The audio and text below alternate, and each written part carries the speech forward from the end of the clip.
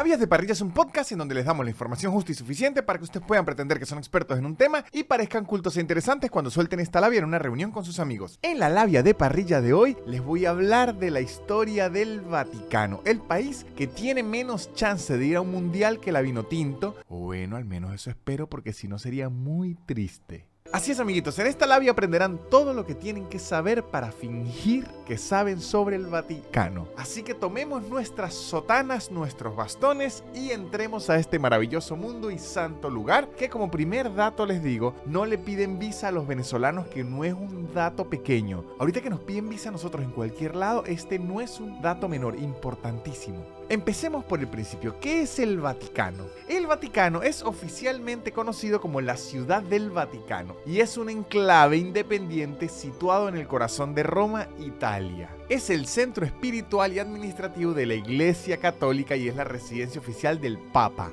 el líder de la Iglesia Católica, y vendría siendo el rey del Vaticano. El Vaticano es muy pequeño, tiene una superficie aproximada de 44 hectáreas. Que para un país no es prácticamente nada, para una finca sería una finca mediana, pero para una iglesia es una iglesia gigante.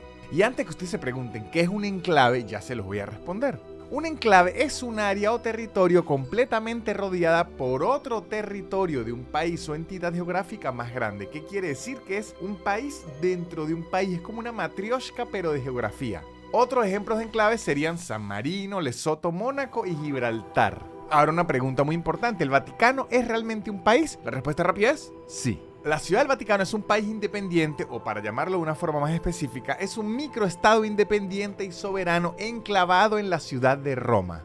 La Ciudad del Vaticano tiene su propio gobierno, su sistema legal, emite su propia moneda, que en este caso vendría siendo el euro porque pertenece a la Unión Europea, y también es el país independiente más pequeño del mundo en cuanto a área y población. El gobierno del Vaticano es una monarquía absoluta electiva, lo que significa que el Papa es tanto jefe de Estado como líder espiritual de la Iglesia Católica. O sea, en el Vaticano todo lo que se hace tiene que pasar por el Papa. El Papa es elegido por un cónclave, que es una reunión de cardenales después de la muerte o renuncia del Papa anterior. Luego del Papa está el secretario del Estado, que evidentemente es un cardenal que eligió el Papa.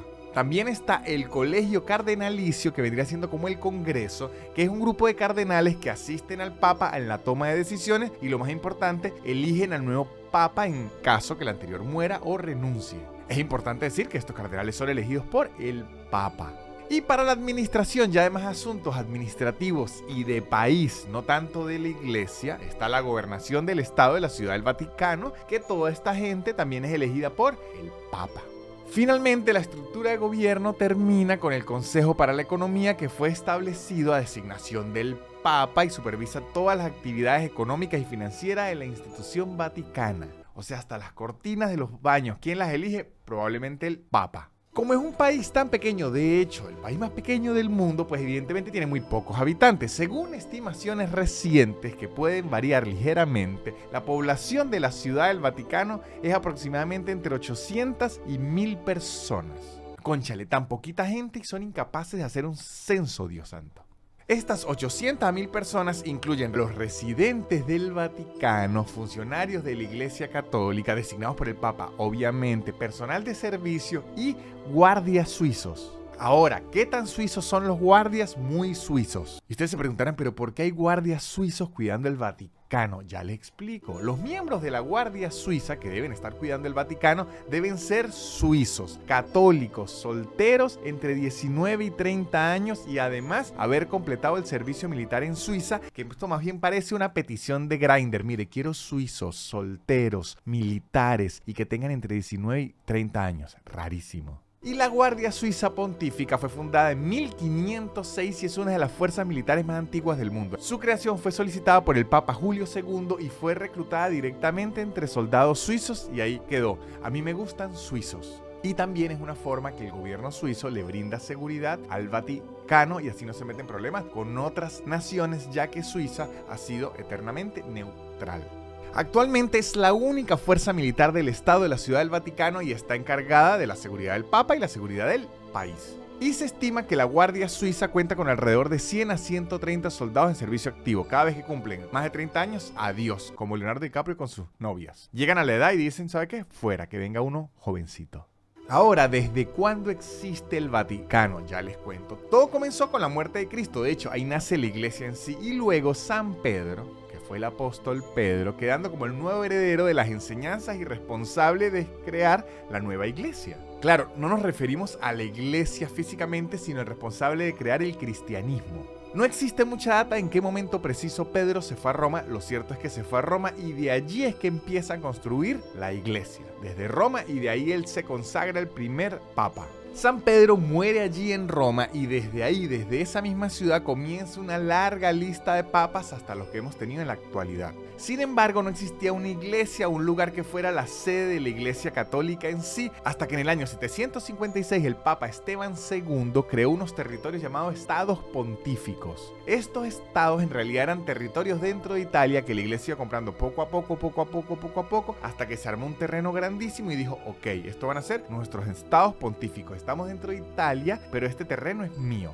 El estado pontífico principalmente fue lo que ahora es el Vaticano, y todo esto se empezó a construir a partir de la tumba de San Pedro, que en la actualidad es lo que se conoce como la Basílica de San Pedro. Cuando San Pedro muere y lo entierran, empiezan a comprar todo alrededor de eso, que suena muy creepy. Los estados pontíficos duraron muchísimo tiempo, hasta que en 1870, cuando Napoleón Bonaparte invade Italia y la unifica como un solo reino, le quita el poder a la iglesia en todo el país y lo reduce a Roma. Le dice, usted puede hacer lo que quiera, pero en Roma, de resto, no. Luego, en 1929, Italia y el Vaticano logran llegar a un acuerdo llamado el Tratado de Letrán, en donde le otorgan la independencia a este país. También hicieron un tratado financiero para que el gobierno de Italia le pagara las tierras de vuelta que le habían quitado a la iglesia, que habían comprado. Así que la iglesia dijo, mire, a mí me gusta rezar y eso, pero ¿y mi billetico? Que hablando de plata, la economía vaticana no se sustenta de impuestos, no. La riqueza del país se sustenta de donaciones de creyentes, además de los ingresos por el turismo que recibe este país cada año. De hecho, se estima que el Vaticano recibe más de 6 millones de personas al año. De ahí es que viene su dinero, de las entradas a los museos, las entradas a la iglesia, la mercancía, las donaciones, la culpa que ponen en sus creyentes que los hace darle dinero a la iglesia ofreciéndoles la salvación. Todos esos detallitos son los que financian a la iglesia. Otro datico que es importante para esta labia es que la Ciudad del Vaticano tiene su propia selección de fútbol compuesta principalmente por guardias suizos y algunos miembros de la administración vaticana.